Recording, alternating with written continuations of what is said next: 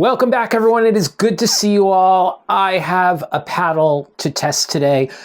In the past, of course, I'm a longtime user of Werner paddles. In the past, I've tested out the Lendls. I'm super happy with the Lendls.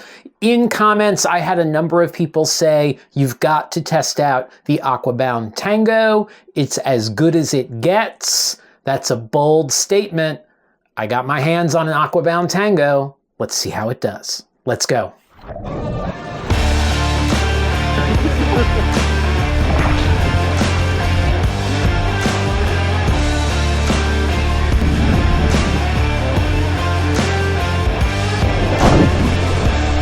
Okay, for clarity's sake, this Aqua Tango, which is carbon-carbon, which means carbon shaft, carbon blade, does not belong to me.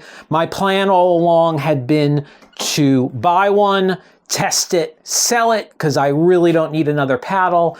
I was paddling in Assateague with some friends, and my friend Joni had a Tango as her backup paddle. She was nice enough to loan it to me, and then I'm just going to return it to her. I am not showing you the back of this paddle, even though it's fine. She has her last name and phone number written on it, and I don't want you to see that. So we're going to do very quick sort of first impressions right here in the gear vault. Then we're going to get in the van, get the boat on the water, and see how this thing paddles. Sort of first impressions, it's a beautiful paddle. It's very nicely made. I don't see, like, it's not brand new, so I can't tell, like, out of the box. It's got some scratches on it. Joni has definitely used it. So I don't know what it looks like factory fresh. It's a beautifully made paddle. The shaft has a bit of a texture to it, more so than the Lendl or Werner has. I should say when I cut to something and you see me cracking up, it's because I've had to say it 5 times because I've screwed it up. So a little bit more texture than the Werner or Lendls have. You can decide if you like that or not. I haven't decided until I get on the water. I'm not going to know what it's like. It has a ferrule joint that is raised. It goes together very nicely. So I'm of two minds here. I, in general, don't like that raised portion. It's probably my biggest complaint with the Lendl. Not that there's anything wrong with it. I just like the shaft to be smooth. I assumed with the Lendl that I was going to have problems with sand and grit getting into that joint, which has absolutely not happened. I have zero issues with that joint. We'll see how this does, but I do prefer the smooth, all internal shaft workings of the Werner. This does use some plastic in the joint, which I don't like. And like the Werner's ferrule is geared so that it locks in here. This, they put the gear portion on that wider joint. So I'm sure that is fine. That's just me being nitpicky. What do you say we see how much this thing weighs?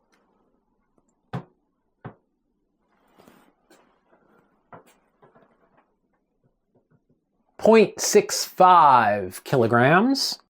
Okay, Aqua listed at 652 grams. I got it at 650 grams. Sounds good. Werner lists the Camano at 700 grams. I got it a little bit lighter. That could be my scale, but in either case, I think the Tango is supposed to be a little bit lighter, 50 grams lighter. Okay, let's get this thing on the water.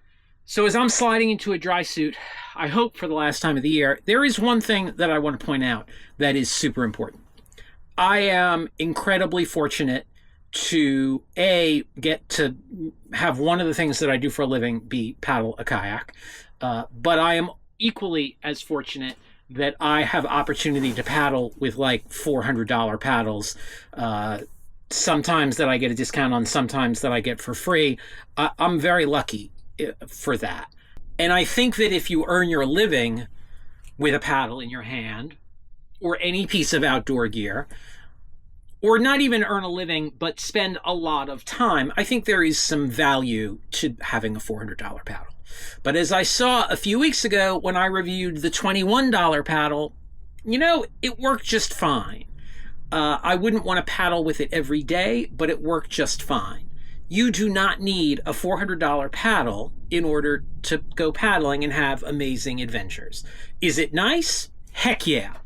But it's not about the gear, it's about the experience. If you've got a $60 paddle or a $100 paddle or whatever, and it's working for you and you're having a good time, that's what you need. I mean, you need a PFD. Yeah, I'd rather you in a longer boat because it's going to perform better.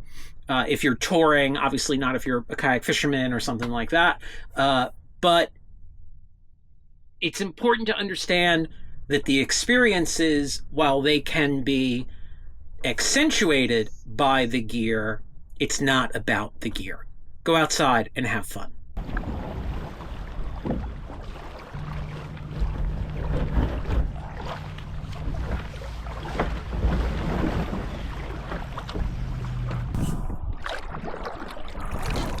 Okay, so I am a big fan of first impressions, and first impressions on this paddle are very nice, I have to say.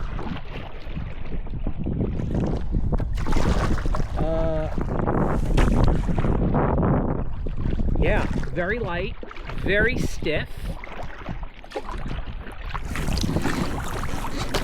That is super nice.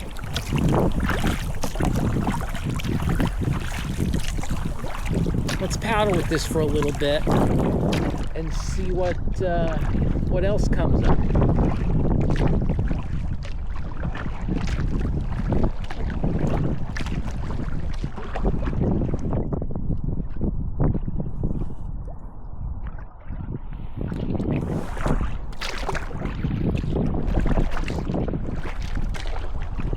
Blade shape, again, very similar to the Camano, very similar to the Lindell Voyager, maybe a little bit wider. I'll put numbers up over here as to blade surface area for the three. But bite feels about the same.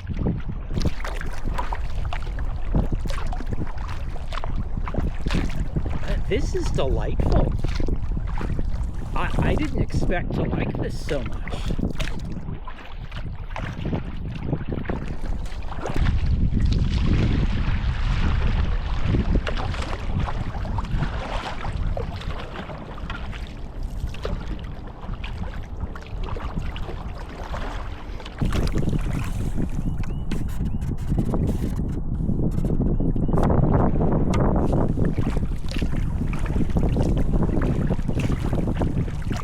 Adjusts super easily. It's 2 buttons instead of 1 or a lever lock, which is fine. I have already tried to adjust it just pressing 1. I will say the mechanism looks to be plastic, which doesn't fill me with confidence. I would have to paddle with this for a couple years to see if it's an issue. I'm sure getting it replaced is not a big deal. If you have experience with this posi lock dual button release system in terms of it breaking, I'd like to know. Leave a comment. But in general, this is a super nice paddle. Like, I'll say I didn't realize that this was more expensive than my Camano. I thought that because it was an Aqua bound, it was going to be less expensive. It is not. I think I saw it for $465 or $445. I'll put a price up there. This is not an inexpensive paddle. It is a very nice paddle. I would have zero issue paddling with this. So I'll say the folks in the comments were right in that the Tango is a great paddle. It is not cheap. It is not for the faint of heart. I don't know that I'm thrilled with the texture in the shaft. I would prefer it to be smooth, but that's not a deal breaker. Like if you said to me, Brett, you got to use this thing for the rest of your life, I would keep paddling. It's a nice paddle.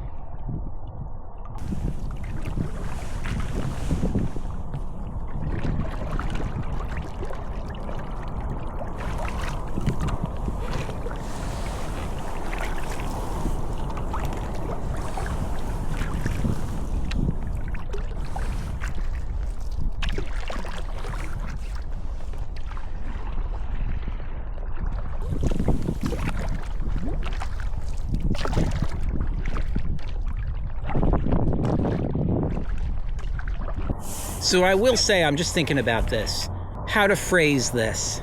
This paddle, despite the fact being awesome, lightweight, expensive, does not have the cachet of a Werner or even a Lendl, because it's from one of the bigger houses. Aquabound makes more paddles than anyone, and I think because of that, they lose some cool, at least in terms of perception, not the boat company, which is unfair. This is a great paddle. Yeah.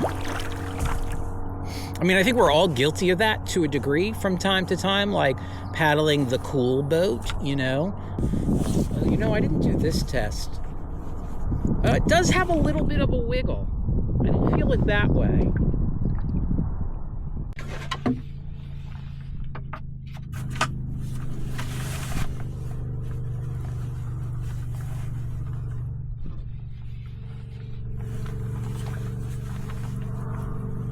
It does have the littlest of wiggles. It's a little nitpicky. It's that little of a wiggle. To me, that speaks just a little bit to construction, to attention to detail in construction. I don't know if this is made by hand or if this is made by a machine, but it definitely has a little bit of a wiggle that the Werners and the Lendl do not have. But yeah, other than that, I think this is a great paddle. I think if you're using this, good for you. If you're not using this and you're shopping for a high-end paddle, I would definitely consider this, without a doubt. I think this is a great paddle. I have no qualms recommending this. Not much else I can say about that Aquabound Tango. I think it's a great paddle. If you're shopping for a high-end paddle, I would definitely consider it. If you enjoyed this, if you found it helpful, do me a favor, hit like, hit subscribe. You can buy me a coffee on Coffee, or all my stuff is available on Coffee for sale. Gear lists and float plans and soap notes and books, all that stuff. Otherwise, I'll see you out on the water. It's a beautifully made paddle. The shaft has a bit of a texture to it, more so than the wind.